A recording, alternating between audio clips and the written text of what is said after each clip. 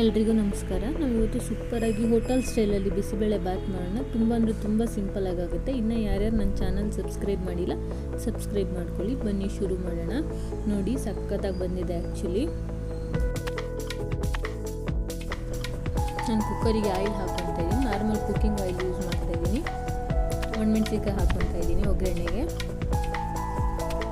ಹಾಗೆ ಬೆಳ್ಳುಳ್ಳಿನ ಜಜ್ಜಿ ಹಾಕ್ಕೊತಾ ಇದ್ದೀನಿ. ನೀಟಾಗಿ ಮಿಕ್ಸ್ ಮಾಡ್ಕೊಳ್ಳೋಣ. ಈರುಳ್ಳಿ ಹಾಕೊಳ್ಳೋಣ. ಈಗ ನೀಟಾಗಿ ಮಿಕ್ಸ್ ಮಾಡ್ಕೊಳ್ಳೋಣ. ಈರುಳ್ಳಿ ಕೆಂಪಾಗತ್ತೆ ಅಂತ ನೀಟಾಗಿ ಫ್ರೈ ಮಾಡ್ಕೊಳ್ಳೋಣ. ನಾನೀಗ ಕರಿಬೇವಿನ ಸೊಪ್ಪು ಹಾಕ್ಕೊತಾ ಇದ್ದೀನಿ. ನಾನು ಒಣಗಿರೋ ಸೊಪ್ಪು ಯೂಸ್ ಮಾಡ್ತಿದ್ದೀನಿ. ಹಸಿ ಸೊಪ್ಪಿದ್ರೆ ಹಸಿ ಸೊಪ್ಪು ಕೂಡ ನೀವು ಯೂಸ್ ಮಾಡ್ಬೋದು. ಕರಿಬೇವಿನ ಸೊಪ್ಪು ನೀಟಾಗಿ ಮಿಕ್ಸ್ ಮಾಡ್ಕೊಳ್ಳೋಣ. ಈಗ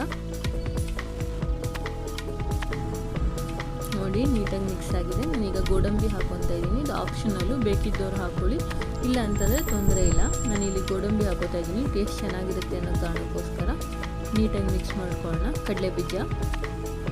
ಕಡಲೆಬೀಜ ಮತ್ತು ಗೋಡಂಬಿ ಟೇಸ್ಟಿಗೆ ತುಂಬ ಚೆನ್ನಾಗಿರುತ್ತೆ. ಹಾಗಾಗಿ ಟೊಮೊಟೊನ ಹಾಕೊಳ್ಳೋಣ. ಈಗ ನಾನು ದಪ್ಪದಾಗಿ ಕಟ್ ಮಾಡಿ ಇಟ್ಕೊಂಡಿದ್ದೀನಿ. ಟೊಮೊಟೊನ ಫುಲ್ ಸಣ್ಣದಾಗಿ ಹಚ್ಚಲಿಕ್ಕೆ ಹೋಗ್ಬಿಡಿ, ಸ್ವಲ್ಪ ಮೀಡಿಯಮ್ ಆಗಿ ಕಟ್ ಮಾಡ್ಕೊಳ್ಳಿ, ಚೆನ್ನಾಗಾಗುತ್ತೆ. ನೀಟಾಗಿ ಮಿಕ್ಸ್ ಮಾಡ್ಕೊಳ್ಳುವ. ಈಗ ಒಗ್ಗರಣೆ ಸೀದ್ರೆ ಟೇಸ್ಟ್ ಚೆನ್ನಾಗಲ್ಲ. ನೀಟಾಗಿ ಮಿಕ್ಸ್ ಮಾಡ್ಕೊಳ್ಳಿ. ತಳ ಹಿಡಿಲಿಕ್ಕೆ ಬಿಡಬೇಡಿ. ಕಡಿಮೆ ಫ್ಲೇಮ್ನಲ್ಲೇ ಇಟ್ಕೊಂಡು ನೀಟಾಗಿ ಮಿಕ್ಸ್ ಮಾಡ್ಕೊತಾ ಇದ್ದೀನಿ. ನೋಡಿ ಈಗ ಮಿಕ್ಸ್ ಆಗಿದೆ. ನಾನು ಬೇಳೆನ ಮೊದಲೇ ಬೇಯಿಸಿ ಇಟ್ಕೊಂಡಿದ್ದೆ. ಬೇಳೆಗೆ ಒಂದು ಸ್ವಲ್ಪ ಜೀರಿಗೆ ಹಾಗೆ ಒಂದು ಸ್ವಲ್ಪ ಸಾಸಿವೆ ಒಗ್ಗರಣೆ ಹಾಕಿ ಬೇಳೆ ಬೇಯಿಸಿ ಇಟ್ಕೊಂಡಿದ್ದೆ. ಆ ಬೇಳೆ ದಾಲ್ನ ಹಾಕ್ಕೊತಾ ಇದ್ದೀನಿ. ನೀಟಾಗಿ ಮಿಕ್ಸ್ ಮಾಡ್ಕೊಳ್ಳೋಣ.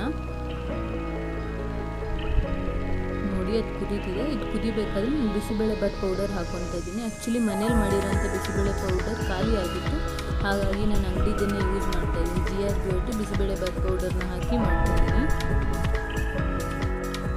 ನಾನು ಮುಂದಿನ ವೀಡಿಯೋದಲ್ಲಿ ಬಿಸಿಬೇಳೆ ಬಾತ್ ಪೌಡರ್ನ ಮನೇಲಿ ಹೇಗೆ ಮಾಡೋದು ಅಂತ ತೋರಿಸ್ಕೊಡ್ತೀನಿ. ನಾನೀಗ ಬೇಳೆ ದಾಲ್ ಬೇಯಿಸಿ ಇಟ್ಕೊಂಡಿದ್ದೆ. ಅದಕ್ಕೆ ಇನ್ನೊಂದು ಸ್ವಲ್ಪ ನೀರು ಹಾಕಿ ತೆಳು ಮಾಡ್ಕೊತಾ ಇದ್ದೀನಿ. ನಾವೀಗ ಅಕ್ಕಿ ಎಷ್ಟು ಹಾಕ್ತೀವಿ ಅದರ 3 ಪಟ್ಟಷ್ಟು ನೀರು ಹಾಕ್ಕೊಬೇಕಾಗುತ್ತೆ. ಬೈ ಚಾನ್ಸ್ ನುಚ್ಚು ಅಕ್ಕಿನ ನಾವು ಒಡೆದು ಹಾಕ್ತೀವಿ, ಅದನ್ನು ನುಚ್ಚು ಅಂತ ಹೇಳ್ತೀವಿ. ನೀವೇನಾದರೂ ನುಚ್ಚು ಥರ ಹಾಕೋತಾ ಇದ್ದರೆ ಅಂದರೆ 2 ಪಟ್ಟು ನೀರು ಹಾಕೊಳ್ಳಿ, ಸಾಕಾಗುತ್ತೆ. ಹುಣಸೆಹಣ್ಣಿನ ರಸ ಹಾಕ್ಕೊತಾ ಇದ್ದೀನಿ ನಾನು. ಟೊಮೊಟೊ ಕೂಡ ಹಾಕಿದ್ದೆ. ಹುಣಸೆಹಣ್ಣು ಕೂಡ ಸ್ವಲ್ಪನೇ ಹಾಕ್ಕೊತಾ ಇದ್ದೀನಿ, ಜಾಸ್ತಿ ಹುಳಿ ಆಗಬಾರ್ದು ಅನ್ನೋ ಕಾರಣಕ್ಕೋಸ್ಕರ. ನೀಟಾಗಿ ಮಿಕ್ಸ್ ಮಾಡ್ಕೊಳ್ಳೋಣ. ಈಗ ನೀರು ಕನ್ಸಿಸ್ಟೆನ್ಸಿ ನೋಡ್ಕೊಂಡು ಹಾಕ್ಕೊಳ್ಳಿ, ಜಾಸ್ತಿಯಾಗಿ ಹಾಕ್ಕೊಳ್ಳಿಕ್ಕೆ ಹೋಗ್ಬಿಡಿ. ನೋಡಿ ನಾನು ಇಷ್ಟು ಕನ್ಸಿಸ್ಟೆನ್ಸಿ ತೊಗೊಂಡಿದ್ದೀನಿ. ನಾನು ಅದರಲ್ಲಿ 1 ಕಪ್ಪಷ್ಟು ಅಕ್ಕಿ ತೊಗೋತಿದ್ದೆ, ಹಾಗೆ 3 ಕಪ್ಪಷ್ಟು ನೀರು ಹಾಕ್ಕೊಂಡಿದ್ದೀನಿ. ನಾನಿಲ್ಲಿ ಕರಿಬೇವಿನ ಕಡ್ಡಿನೂ ಕೂಡ ಹಾಕ್ಕೊತಾ ಇದ್ದೀನಿ. ಅದ್ರ ಸ್ಮೆಲ್ ಬಿಟ್ಟರೆ ತುಂಬ ಚೆನ್ನಾಗಾಗುತ್ತೆ. ಆದಮೇಲಿಂದ ಅದನ್ನು ರಿಮೂವ್ ಮಾಡ್ಕೊಂಡ್ರೆ ಆಯಿತು. 2 ವಿಷಲ್ ಆದಮೇಲಿಂದ ಕಡ್ಡಿ ತಕ್ಕೊಬೇಕಾಗತ್ತೆ. ಈಗ ನಾವು ನೀರು ಕುದಿಲಿಕ್ಕೆ ಇಟ್ಟಿರ್ತೀವಲ್ಲ, ಆಗ ಉಪ್ಪು ಖಾರ ನೋಡ್ಕೊಳ್ಳಿ. ನಾನು ಸ್ವಲ್ಪ ಖಾರ ಕಡಿಮೆ ಆಗಿದೆ ಅನ್ನೋ ಕಾರಣಕ್ಕೆ ನಾನು ಸ್ವಲ್ಪ ಅಚ್ಚ ಖಾರದ ಪುಡಿ ಹಾಕ್ಕೊತಾ ಇದ್ದೀನಿ. ಉಪ್ಪು ಮತ್ತು ಖಾರ ಕರೆಕ್ಟ್ ಇದೆಯಾ ಅಂತ ನೋಡ್ಕೊಳ್ಳಿ. ನಾನು ಸಾಲ್ಟ್ ಹಾಕಿರೋಂಥದ್ದು ಸ್ಕಿಪ್ ಆಗಿದೆ. ಉಪ್ಪು ಕೂಡ ಇವಾಗಲೇ ಹಾಕ್ಕೊಂಡ್ಬಿಟ್ರೆ ಸರಿಯಾಗಿ ಗೊತ್ತಾಗುತ್ತೆ. ಈಗ ಒಂದು ಕುದಿ ಬರಲಿಕ್ಕೆ ಬಿಡೋಣ. ನೀಟಾಗಿ ಒಂದು ಕುದಿ ಬರಲಿ ಇದು.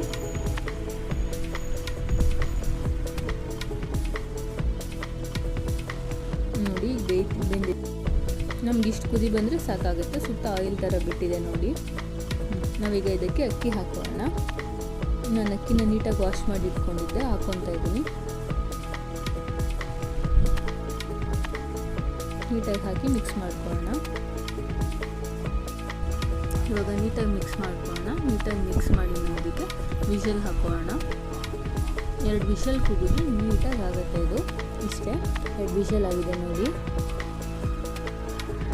ನೀಟಾಗಿ ಮಿಕ್ಸ್ ಮಾಡಿರೋದ್ರಿಂದ ತಳ ಕೂಡ ಇದ್ದಿಲ್ಲ, ನೀಟಾಗಿದೆ ನೋಡಿ. ಸೂಪರಾಗಿ ಬಂದಿದೆ ಬಿಸಿಬೇಳೆ ಬಾತು. ಸಖತ್ ಅಂದರೆ ಸಖತ್ ಟೇಸ್ಟ್ ಆಗಿತ್ತು. ಇನ್ನು ಯಾರ್ಯಾರು ನನ್ನ ಚಾನಲ್ ಸಬ್ಸ್ಕ್ರೈಬ್ ಮಾಡಿಲ್ಲ ಸಬ್ಸ್ಕ್ರೈಬ್ ಮಾಡ್ಕೊಳ್ಳಿ. Thank you.